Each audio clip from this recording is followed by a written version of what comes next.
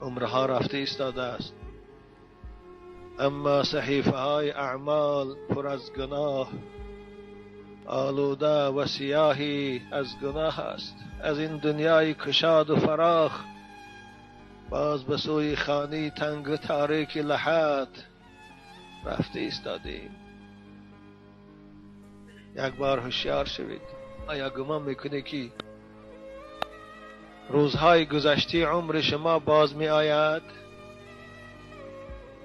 آیا باور دارید که بعد از این مرگ دیگر زنده شدن نیست؟ آیا یقین دارید که این حیات همیشگی است و شما رفتن ندارید؟ نه. قسم به خدا که روز مرگ شما را از اینجا میبرد. قسم به خدا که روز مرگ شما را از همسرای زیباتان جدا میکند، از فرزندای